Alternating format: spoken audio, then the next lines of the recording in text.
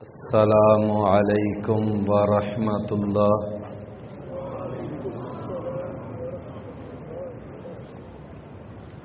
ان الحمد للہ نحمده ونصلی ونسلم علی رسوله النبی الکریم، اما بعد فأعوذ بالله السميع العليم من الشيطان الرجيم من همزه ونفخه ونفثه۔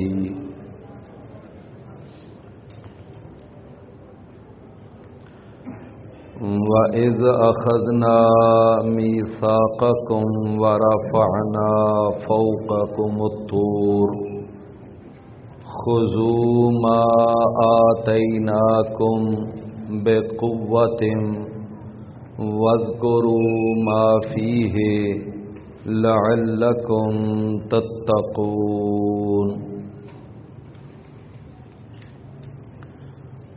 اور جب ہم نے لیا تم سے پختہ وعدہ اور ہم نے تمہارے اوپر بلند کر دیا طور پہاڑ کو،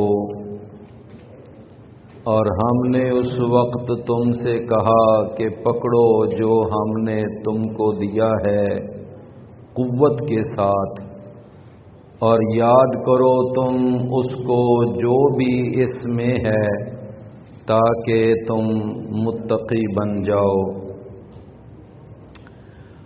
آج کے درس میں ہم انشاءاللہ بنی اسرائیل جو موسیٰ علیہ السلام کی قوم ہے اس کے حوالے سے یہ بات انشاءاللہ آپ احباب کے گوش گزار کریں گے کہ ان کے اندر کچھ ایسی بری خصلتیں اور ان کے اندر کچھ ایسی گندی کرتوتیں پائی جاتی تھیں، تو اللہ تعالیٰ نے یہاں سورۃ البقرہ میں ان کی کچھ غلط اور گندی کرتوتوں کا تذکرہ کیا۔ پچھلا جو ہمارا درس تھا آپ کے علم میں ہے کہ اس میں یہ بات بیان کی گئی تھی کہ اللہ تعالیٰ نے بنی اسرائیل پر جو احسانات کیے اللہ نے وہ احسانات بیان کیے۔ تو آج کے درس میں ہم انشاءاللہ یہ موضوع آپ کے سامنے رکھیں گے کہ اللہ نے ان کے اوپر کتنے احسانات کیے، لیکن انہوں نے یعنی دین کے ساتھ اللہ رسول کے ساتھ کس طرح کا سلوک اختیار کیا، تو یہ کمپیریزن کرنا ہے انشاءاللہ آپ بھائیوں نے۔ تو سب سے پہلی ان کی جو ایک کرتوت تھی وہ یہ تھی کہ وہ اللہ تعالیٰ کا حکم ماننے سے جی چراتے تھے۔ ان کا دل ہی نہیں مانتا تھا کہ ہم اللہ کی بات مانیں۔ میں جانتا ہوں ثواب طاعت و زہد، مگر طبیعت ہے کہ مانتی ہی نہیں۔ یعنی وہ لوگ طبعاً وہ باغی تھے، سرکش تھے، اور اللہ کا اور اپنے رسول کا حکم ماننے کے لیے تیار نہیں تھے۔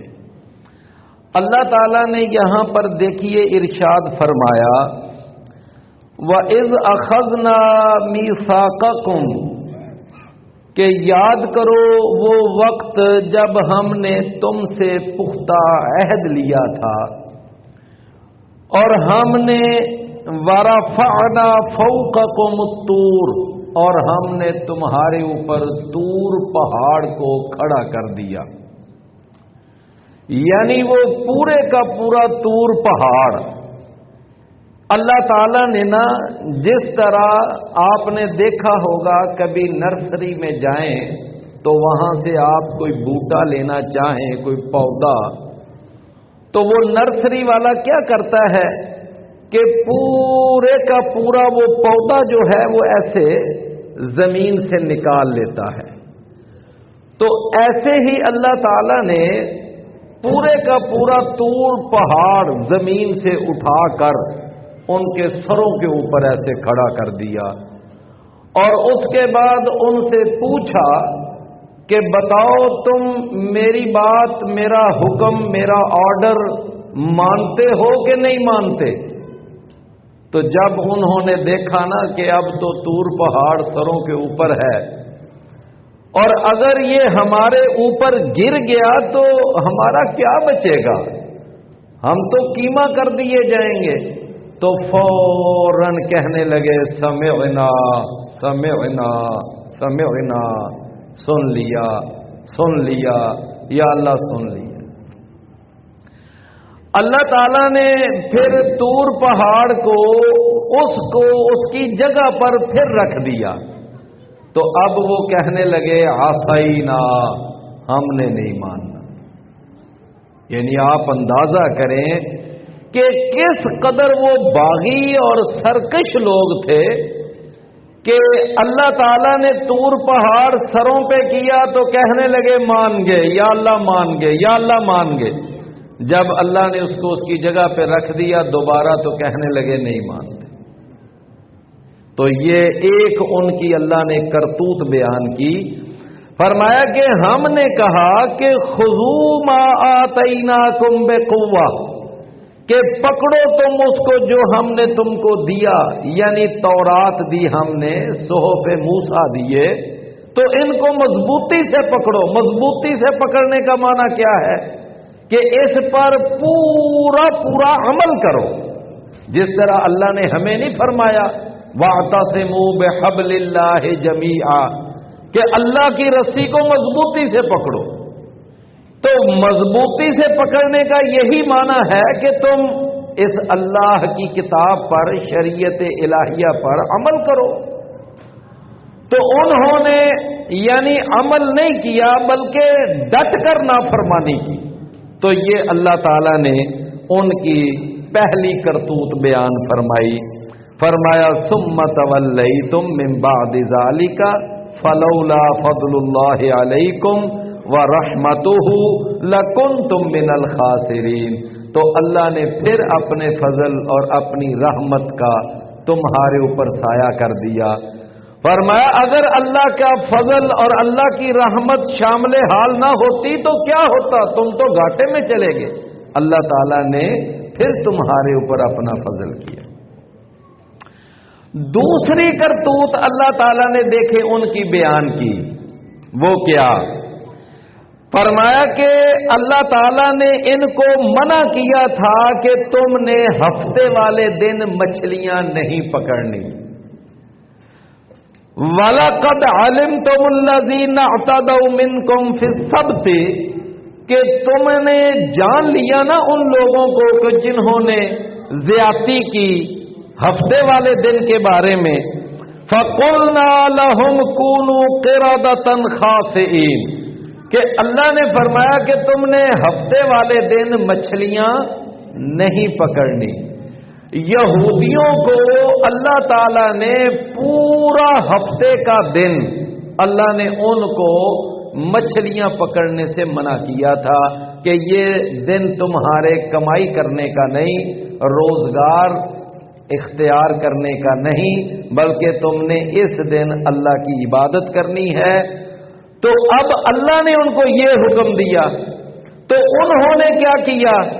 انہوں نے کہا کہ چلو ہم ہفتے والے دن مچھلیاں نہیں پکڑیں گے، بلکہ ہم کیا کریں گے کہ انہوں نے وہ جو دریا تھا نا، جس دریا میں ہفتے والے دن مچھلیاں بے تحاشا، اور اتنی مچھلی آتی کہ وہ ایسے ابر ابر کر ان کو نظر آتی اور ان کی رالیں ٹپکتی کہ اتنی مچھلی ہفتے والے دن، اور ہمارے اوپر پابندی لگی ہے کہ تم نے ہفتے والے دن مچھلی نہیں پکڑی۔ اصل میں یہ ایک ان کی آزمائش تھی نا، بات تو آزمائش کی ہے کہ آزمائش تھی کہ یہ ہمارا حکم مانتے ہیں یا نہیں مانتے. تو بہرحال ہفتے والے دن پھر جب مچھلیاں آتی تو انہوں نے کیا کیا کہ اس دریا کے کنارے اپنے اپنے فش فارم بنا لیے، اور جب ہفتے کا دن آتا تو وہ اپنے سارے جو فش فارم ہوتے اس میں سے پانی نکال دیتے، یعنی سوموار کو، اتوار کو، منگل بھی وہ آگے پورا ہفتہ پانی نکالتے رہتے، یہاں تک کہ ان کے وہ جو فش فارم ہوتے خالی ہو جاتے.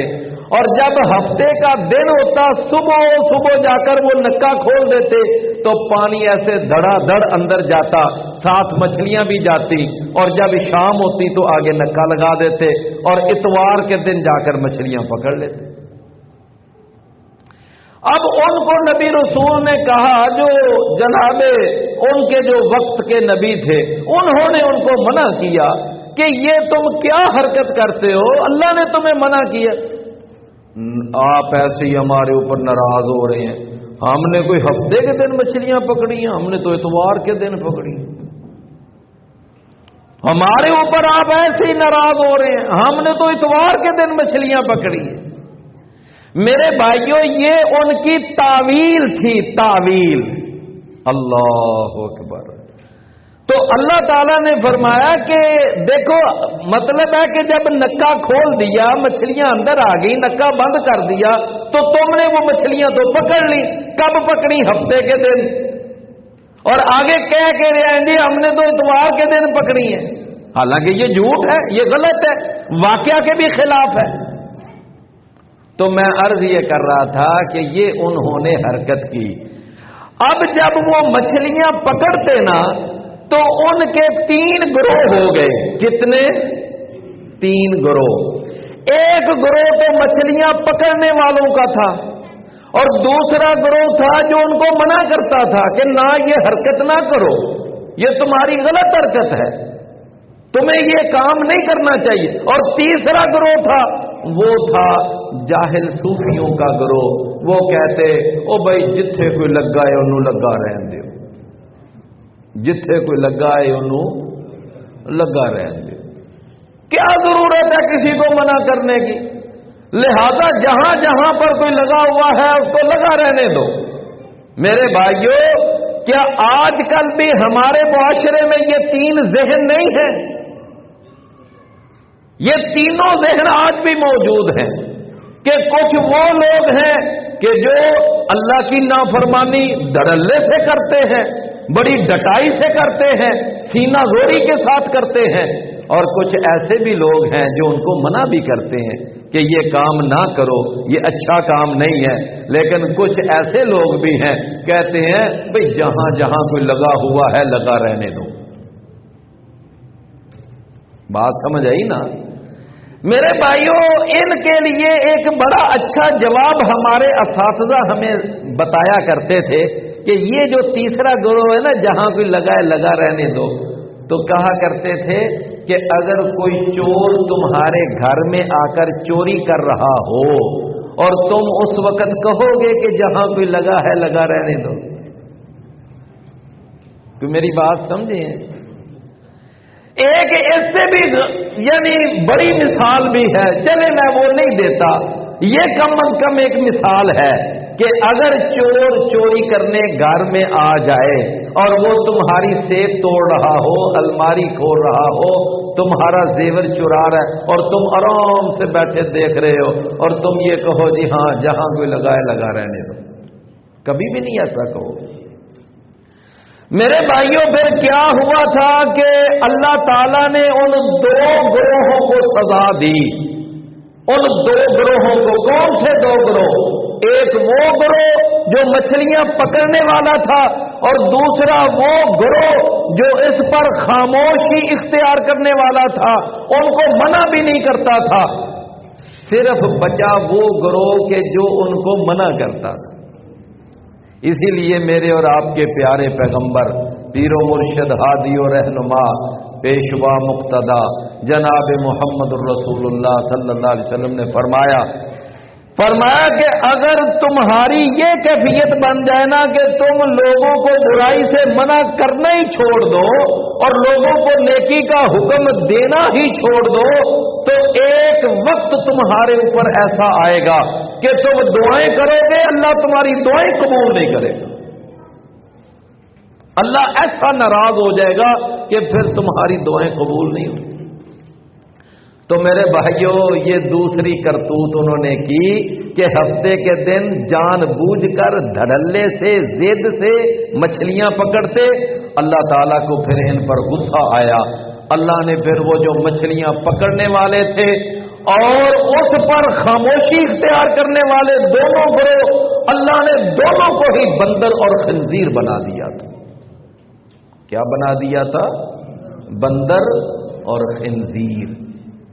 ہمارے بعض بھائیوں کو یہ مغالطہ لگا ہوا ہے کہ یہ آج کل جو بندر ہے نا، یہ وہی بندر چلے آ رہے ہیں۔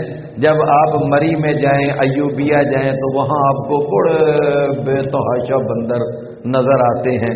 تو بعض کہتے ہیں یہ ان کی نسل چلی آ رہی ہے، یہ غلط فہمی ہے۔ سیدنا عبداللہ بن عباس فرماتے ہیں کہ وہ جو بنی اسرائیل کے بندر اور خنزیر بنے تھے نا، وہ اللہ نے سزا کے طور پر جن کو بنایا تھا، وہ تو ٹھیک 3 دن کے بعد سارے مر کھپ گئے تھے۔ 3 دن تک وہ بندر اور خنزیر، رات کو سوئے تو انسان، صبح کو اٹھے تو بندر اور خنزیر۔ اللہ نے یہ ان کو سزا دی۔ تو میرے بھائیوں، یہ 2 کرتوتیں اللہ نے ان کی بیان کی۔ اچھا، تیسری کرتوت ان کی کیا تھی کہ جس بات کو ماننے کے لیے دل نہیں نہ مانتا تھا، اس کے لیے وہ 1000 بہانے تلاش کرتے تھے کہ کسی طرح جان چھوٹ ہی جائے۔ من حرامی تے حجتاں ٹھیر، من حرامی حجتاں ٹھیر۔ اب اللہ نے فرمایا کہ گائے ذبح کرو اگر تم قاتل کا پتہ لگانا چاہتے ہو۔ اب وہ گائے ذبح نہیں کرنا چاہتے تھے، تو کبھی کہتے تھے اس کا رنگ کیسا ہو، کبھی پوچھتے اس کی عمر کیسی ہو، کبھی پوچھتے کہ وہ ہل چلاتی ہو کہ نہ چلاتی ہو۔ اچھا، اب نبی ان کے ہر سوال کا جواب بھی دیتا گیا، لیکن وہ اپنے لیے مشکلات پیدا کرتے گئے۔ بالآخر جتنے زیادہ سوال کیے اتنی زیادہ مشکلات کا شکار ہوئے۔ انہوں نے بالکل گائے ذبح کرنی پڑی۔ تو ایک ان کے اندر یہ بری کرتوت تھی کہ وہ سوالات پہ سوالات کرتے جاتے تھے کہ کسی طرح شاید ہماری جان چھوٹ جائے۔ میں نے پہلے بھی ایک دن بتایا تھا کہ اللہ ان سے گائے کیوں ذبح کروانا چاہتا تھا۔ اس لیے اللہ گائے ذبح کروانا چاہتا تھا چونکہ وہ گائے کو ایک مقدس جانور سمجھتے تھے۔ اس کے بارے میں ان کا وہی عقیدہ تھا جو ہندوؤں کا گاؤ ماتا کا عقیدہ ہے، وہ اس کو معبود سمجھتے تھے۔ اور یہی وجہ ہے کہ موسیٰ علیہ السلام جب گئے تھے نا کوہ طور پر 70 افراد ساتھ لے کر واپس آئے تو ساری قوم بچڑے کی پوجا کر رہے تھے۔ تو یہ وہی سبب ہے نا کہ گائے کی پوجا، گائے کے پجاری۔ تو یہ ایک ان کے اندر رچا بسا تھا، ان کے دلوں کے اندر یہ گائے کی عبادت، گائے کی پوجا، وہ اس کو اللہ تعالیٰ نے اس لیے ان سے کہا تھا کہ تم گائے ذبح کرو۔ مقصد یہ تھا کہ جب یہ اپنے ہاتھ سے گائے کے گلے پر چھری پھیریں گے، اس کو ذبح کریں گے، شاید ان کا عقیدہ درست ہو جائے، ان کے بات سمجھ آ جائے، کوئی جھٹکا سا لگے کہ اگر یہ ہمارا معبود ہوتا تو ہمارے ہاتھوں ذبح ہوتا، ہم اس کو ذبح کر رہے ہیں، لہذا یہ ہمارا معبود نہیں ہے۔ لیکن میرے بھائیوں، صرف اسی کو صحیح عقیدہ سمجھ آتا ہے، یعنی کہ جس پر اللہ کا خاص فضل ہوتا ہے۔ عقیدہ توحید سمجھ میں آ تو سکتا ہے، مگر تیرے دل میں بت خانہ ہو تو کیا کہیے۔ اب آپ دیکھیں نا کہ ہم میں سے کتنے ایسے لوگ ہیں اپنے ہاتھ سے اپنے مردے کو دفن کرتے ہیں، اور جب وہ باہر پڑا ہوا ہے، چاہے وہ کوئی بہت بڑی سرکار ہے یا بہت بڑا پیر ہے یا بہت بڑا مرشد ہے، بہت زیادہ اس کے مرید ہیں اور جم گٹا ہے آس پاس اس کے مریدوں کا، مر جاتا ہے وہ پیر، تو اب جناب پیر صاحب کو خود نہلاتے ہیں، کپڑے اتارتے ہیں، غسل دیتے ہیں، چارپائی پہ اٹھاتے ہیں اور آگے رکھ کر پھر پڑھتے ہیں اللہم اغفر لحینا ومیتنا، دعائیں پڑھی جا رہی ہیں، پھر اس کو خود قبر میں اتارتے ہیں، مٹی اوپر ڈالتے ہیں، پھر اس کے اوپر ایک گنبد سا بنا دیتے ہیں اور اب کہتے ہیں کہ یہ ہمارا مشکل کشا ہے، یہ ہمارا حاجت روا ہے، یہ ہمارا کرنی برنی والا ہے، یہ ہمارا لجپال ہے، یہ ہمارا غریب نواز ہے، یہ ہمارے کاروبار کو چلانے والا ہے، ہمیں بیٹے بیٹیاں یہی دیتا ہے، پورا سارا نظام ہی یہ چلا رہا ہے۔ کون؟ وہ جو تھوڑے دیر پہلے وہ جو باہر تھا تو اپنے ناک پہ بیٹھی مکھی نہیں اڑا سکتا تھا، اپنی ٹانگ خود سیدھی نہیں کر سکتا تھا، بازو اپنا ساتھ ملا نہیں سکتا تھا، اپنے کپڑے خود نہیں اتار سکتا تھا، تو آج وہ فوت ہو گیا، منو مٹی کے اندر چلا گیا، اب دیکھو کہتے ہیں جی یہی ہمارا سب کچھ کرتا ہے، یہی ہماری ساری سرکار ہے۔ تو میرے بھائیوں کتنی بڑی بے عقلی ہے کہ جو باہر تھا، جو کروٹ بدلنا نہیں جانتے ہیں، انہیں ہم مشکل کشا مانتے ہیں۔ تو یہ ایک بات اللہ تعالیٰ نے ان کی ایک تیسری کرتوت یہ بیان کی کہ وہ اللہ کی بات کو ماننا چاہتے ہی نہیں تھے۔ چوتھی کرتوت اللہ تعالیٰ نے ان کی یہ بیان کی کہ ان کو نا اپنے آپ پر بڑی خود پسندی تھی۔ خود پسندی سمجھتے ہیں نا؟ خود پسندی، خود پسندی یہ ہے، کہا کرتے تھے کہ نحن ابناء اللہ، ہم تو اللہ کے بیٹے ہیں، وَأَحِبَّاؤُهُ، ہم اللہ کے محبوب لاڈلے چہیتے ہیں، اللہ تعالیٰ نے ہمیں جہنم میں نہیں ڈالنا، ہم تو جائیں گے سیدھے جنت میں، جنت بنائی ہی اللہ نے ہمارے لیے ہے، لہذا اگر ہم نے جنت میں نہیں جانا تو کس نے جنت میں جانا ہے؟ یعنی ان کو یہ زعم باطل کھائے جا رہا تھا کہ وہ اپنے آپ کو رجسٹرڈ پکا ٹھکا جنتی سمجھتے تھے اور اپنے علاوہ کسی کو جنتی نہیں مانتے تھے۔ یہ ان کو عادت خود پسندی پڑ گئی تھی۔ اللہ اکبر میرے بھائیوں، حالانکہ ایک ہے قانون، ایک ہے ضابطہ، ایک ہے کلیہ، میری بات سمجھ رہے ہیں نا؟ اگر کوئی بندہ بات کرتا ہے قاعدے قانون کے مطابق، کیا قانون ہے، کیا قاعدہ ہے؟ اللہ نے قرآن میں وہ قاعدہ بیان کیا، فرمایا یاد رکھو کہ جو بھی ایمان لائے گا، نیک عمل کرے گا، وہ جنت میں جائے گا۔ یہ کیا ہے؟ یہ قاعدہ ہے، یہ کلیہ ہے، بات سمجھ رہے ہیں نا؟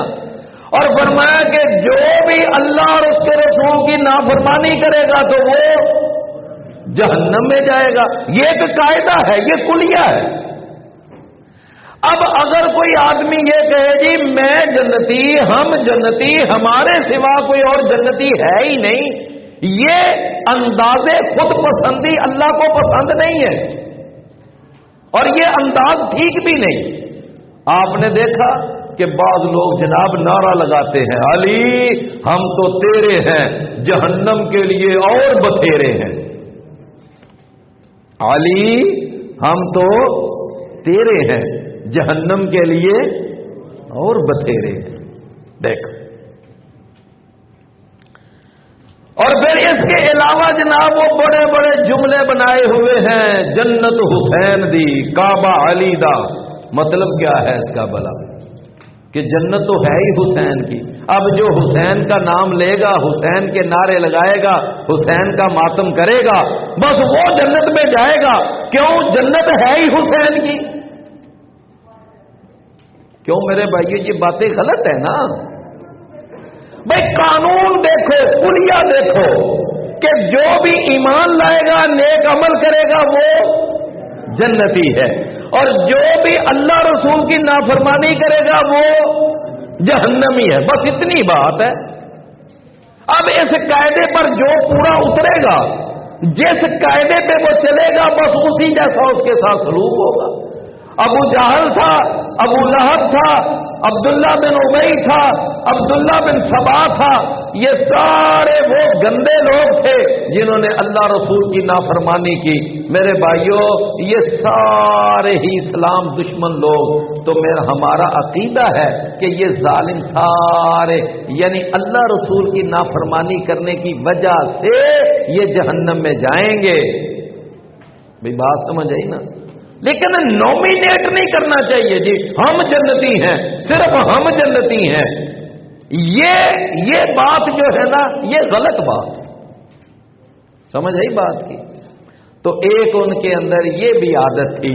تو بھائیوں، پہلی ان کے اندر گندی کرتوت کیا تھی؟ پہلی کہ وہ اللہ کا حکم ماننے کے لیے تیار ہی نہیں تھے۔ دوسرا، وہ ہفتے کے دن مچھلیاں پکڑتے تھے۔ تیسرا، گائے ذبح کرتے وقت انہوں نے کتنے بہانے بنائے۔ اور چوتھی ان کے اندر غلط کرتوت کیا تھی کہ وہ، یعنی ان کا یہ بھی تھا کہ اپنے آپ کو ہی وہ جنتی سمجھتے تھے۔ سمجھ آ گئی بات کی؟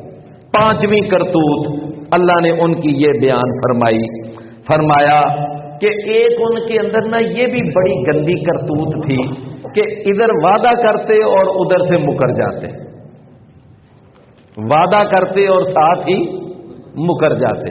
اللہ نے پھر یہاں پر ایک ان کے وعدے کا ذکر کیا، فرمایا وَإِذْ أَخَذْنَا مِيثَاقَ بَنِي إِسْرَائِيل، کہ جب ہم نے بنی اسرائیل سے پختہ عہد لیا تھا اور ہم نے ان سے کہا تھا کہ لا تعبدون الا اللہ، اللہ کے سوا تم نے کسی کی عبادت نہیں کرنی، اللہ کے سوا کسی کو رکوع نہیں کرنا، سجدہ نہیں کرنا، کسی کے نام کی نظر و نیاز نہیں دینی، کسی کے نام کا چڑھاوا لنگر نہیں بانٹنا، اللہ کے سوا کسی کے لیے تم نے یہ کام نہیں کرنے۔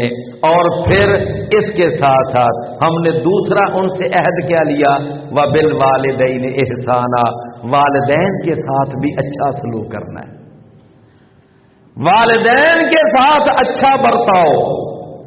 میرے بھائیوں، قرآن مجید کے اندر کئی مقامات ہیں جہاں اللہ نے اپنی عبادت کے فوراً بعد والدین کے ساتھ اچھے برتاؤ کا تذکرہ کیا۔ اس کا سبب کیا ہے کہ اللہ جو ہے وہ تو ہمارا یعنی پروردگار حقیقی ہے۔ کیا ہے پروردگار حقیقی؟ وہ ہمارا حقیقی الہ ہے۔ لیکن یہ جو ماں باپ ہوتے ہیں نا، یہ مجازی خدا ہوتے ہیں، یعنی یہ مجازی طور پر پالنے والے ہوتے ہیں۔ چھوٹا سا بچہ جو اپنی حرکت بھی نہیں کر سکتا، ان کو پالتا کون ہے؟ ماں باپ اس کو پالتے ہیں۔ تو اس لیے اللہ نے فرمایا کہ اللہ کی عبادت کے بعد اگلا درجہ اللہ نے ماں باپ کے ساتھ اچھا۔ اب اچھے سلوک کا معنی کیا ہے کہ ماں باپ کے ساتھ اچھا سلوک کرو؟ بھائی ماں باپ کے ساتھ بدتمیزی نہ کرو، ماں باپ کے ساتھ اونچی آواز سے نہ بولو، ماں باپ کو جھڑکو نہ، ماں باپ کے ساتھ تلخی نہ کرو، کوئی بد اخلاقی نہ کرو، کوئی ماں باپ کے ساتھ گالی گلوچ نہ کرو۔ کئی ایسے بدبخت اپنے ماں باپ کو گالیاں دیتے، گالیاں تک دے دیتے اپنے باپ کو، اور ایسے بدبخت بھی ہیں کہ اپنے ماں باپ کو قتل کر دیتے۔ تو ماں باپ کے ساتھ اچھے سلوک کا یہ معنی ہے کہ ان کے ساتھ اچھا برتاؤ ہو، ان سے ادب سے بولو، احترام سے بولو، اخلاق سے بولو، اور پھر وہ جب بوڑھے ہو جائیں ان کی ضروریات کا خیال رکھو۔ جب تم چھوٹے چھوٹے بچے تھے تو اس وقت وہ جوان تھے، اس وقت تمہاری ضروریات وہ پوری کرتے تھے۔ اب تم جوانی چڑھ چکے، وہ بڑھاپے میں چلے گئے، اب ان کی ضروریات پوری کرنا تمہارا کام ہے۔ اب تم ان کی ضروریات پوری کرو، ان کے جوتے کا خیال، ان کے کپڑوں کا خیال، ان کے کھانے پینے کا خیال، اگر بیمار ہو جائے تو ان کے علاج معالجے کا خیال، یہ سارا کچھ کیا ہے؟ وَبِالْوَالِدَيْنِ إِحْسَانًا۔ فرمایا ہم نے تیسرا ان سے عہد یہ لیا تھا کہ وذل قربا، قریبی رشتہ داروں کے ساتھ بھی اچھا سلوک کرو۔ نبی صلی اللہ علیہ وسلم نے اسی لیے فرمایا صدقہ عام جگہ پہ کرو تو صدقہ ہے، اپنے قریبی رشتہ دار کو صدقہ دو گے تو ڈبل اجر ملے گا، صلہ رحمی کا بھی اور صدقہ کرنے کا بھی۔ فرمایا چوتھا ہم نے عہد یہ لیا والیتاما، یتیموں کے ساتھ بھی اچھا سلوک کرو۔ نبی صلی اللہ علیہ وسلم نے فرمایا میں اور یتیم کی کفالت کرنے والا قیامت کے دن اس طرح دو انگلیوں کی طرح وہ میرے ساتھ کھڑا ہوگا، اللہ پوری دنیا کو دکھائے گا دیکھو یہ یتیم کی کفالت کرنے والا ہے۔ اور اس کے بعد فرمایا والمساکین، مسکینوں کے ساتھ اچھا سلوک کرو، غریب لوگ فرام ہینڈ ٹو ماؤتھ جو کماتے ہیں کھا لیتے ہیں، تو وہ لوگ یعنی انتہائی یعنی پور طبقہ جو خطے غربت سے نیچے زندگی گزارنے والے لوگ، ان کا خیال رکھو، ان کے چولہے کا خیال رکھو، وہ کس طرح کھاتے ہیں، کس طرح سوتے ہیں، کس طرح جاگتے ہیں۔ فرمایا وَقُولُوا لِلنَّاسِ حُسْنًا، اور ہم نے یہ بھی ان سے عہد لیا تھا کہ لوگوں کے ساتھ اچھے طریقے سے بات کرو۔ اللہ، بعض لوگ دیکھ لیں لوگ ان سے بات کرنے سے ڈرتے ہیں، پتہ نہیں ان کو کس وجہ جواب دے گا۔ اچھے انداز سے بات کرو، وَقُولُوا لِلنَّاسِ حُسْنًا۔ میرے اور آپ کے پیارے پیغمبر پیر و مرشد ہادی و رہنما مسجد نبوی میں تشریف فرما ہے، ایک دیہاتی آیا اور آ کر نا ایک کونے میں بیٹھ کر پیشاب کرنے لگ گیا، اور رسول اللہ صلی اللہ علیہ وسلم کے صحابہ لپکے اس کو جا کر منع کریں، آپ نے روک دیا، فرمایا ادھر آؤ میری بات سنو، اس کو آپ پیشاب کرنے دو، جب فارغ ہوگا نا پھر اس کو بلا کر میرے پاس لانا۔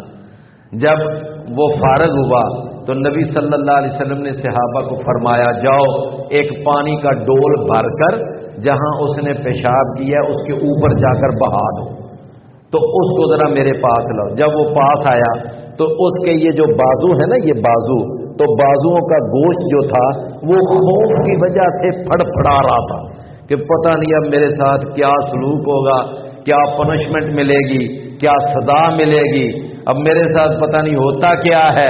اتنا ڈرا ہوا، سہما ہوا، خوف زدہ نبی صلی اللہ علیہ وسلم کے پاس آ کر بیٹھا تو آپ نے بس اتنا فرمایا، آپ نے فرمایا کہ ان المساجد لم تبن لہذا، یہ مسجد جو ہوتی ہیں یہ نماز کے لیے، اللہ کے ذکر کے لیے بنائی جاتی ہیں، یہاں بول و براز کرنا یہ درست نہیں ہے۔ بس اتنا فرمایا، کوئی نہ ڈانٹا نہ جھڑکا نہ کوئی بات۔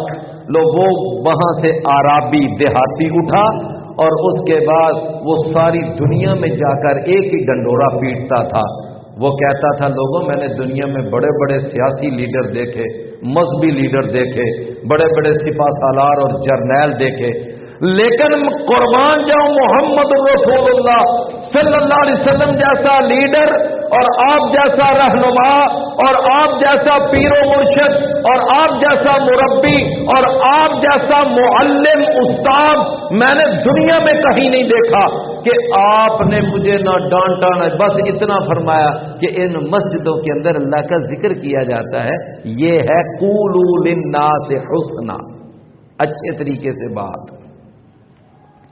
پھر اللہ نے فرمایا ہم نے ان سے کہا کہ وَأَقِيمُوا الصَّلَاةَ، نماز کو قائم کرو، یعنی نماز کو نماز کے تمام آداب اور شرائط کے ساتھ پڑھو، وَآتُوا الزَّكَاةَ، زکوٰۃ ادا کرو، مال تمہارے پاس ہے، سال گزر جائے اس کی زکوٰۃ نکالو 2.5% کے حساب سے، ثُمَّ تَوَلَّيْتُمْ إِلَّا قَلِيلًا مِّنكُمْ، فرمایا پھر تم نے یہ سارے معاہدے ہی توڑ دیے، سارے معاہدے توڑ دیے۔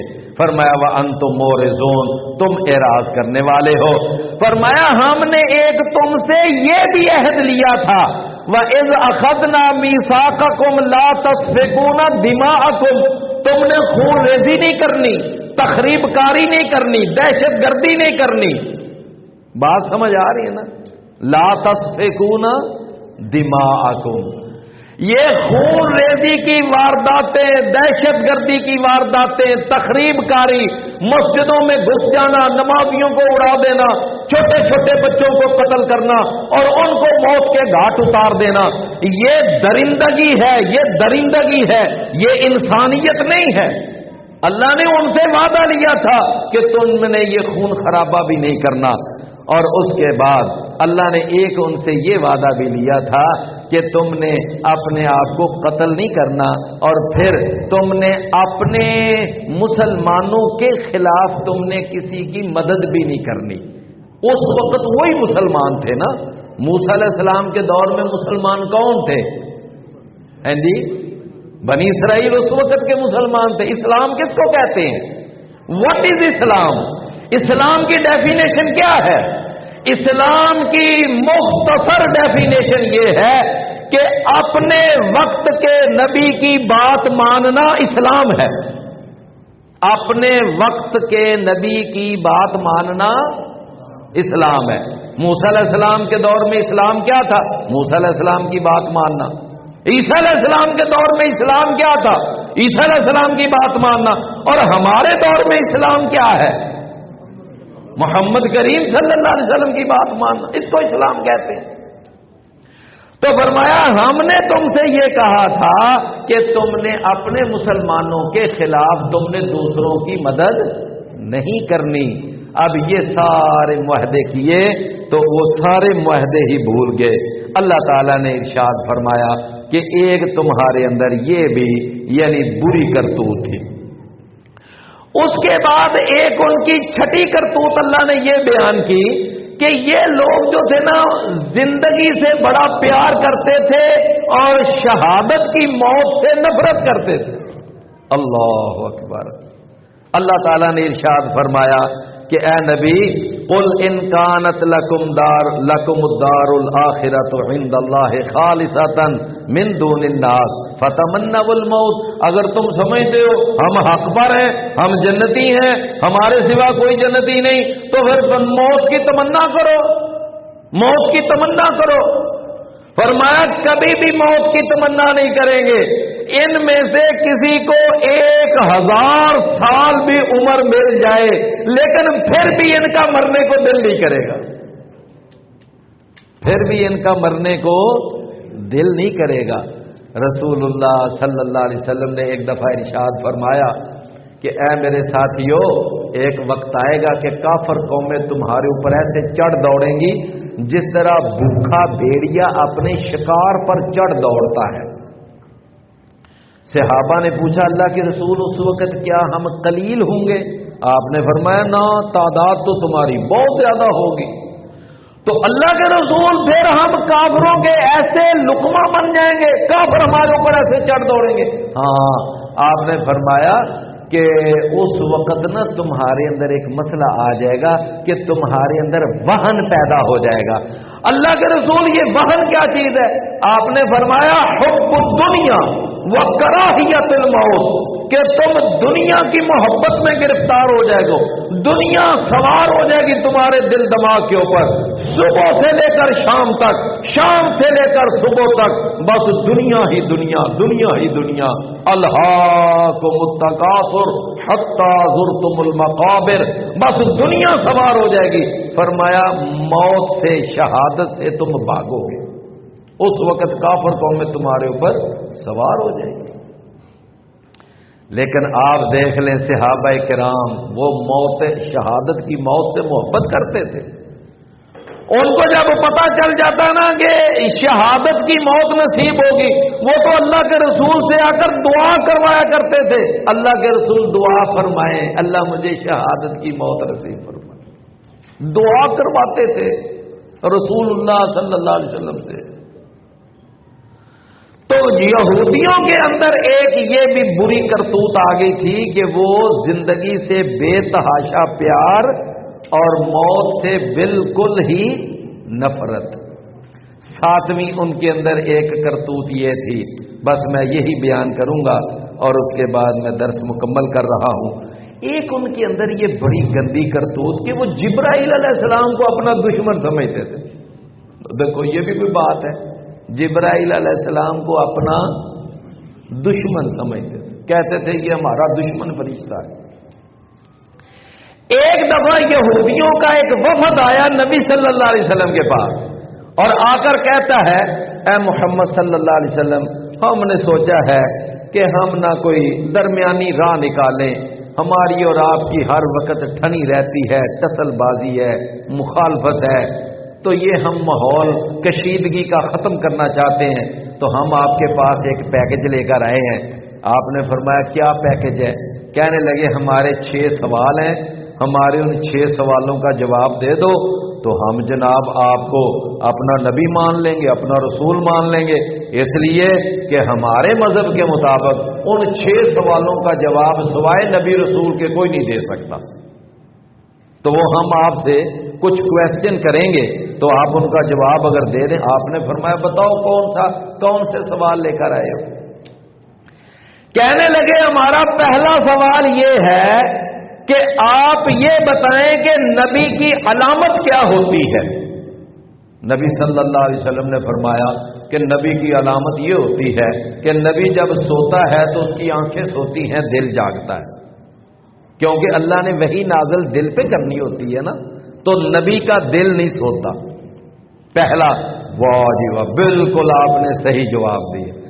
اچھا جی، ہمارا دوسرا سوال یہ ہے کہ آپ یہ بتائیں جب بچہ پیدا ہوتا ہے تو کبھی وہ ماں کے مشابہ ہو جاتا ہے، کبھی باپ کے مشابہ ہو جاتا ہے، تو یہ ماں اور باپ دونوں میں سے کسی ایک کی مشابہت اس پر کیوں طاری ہو جاتی ہے؟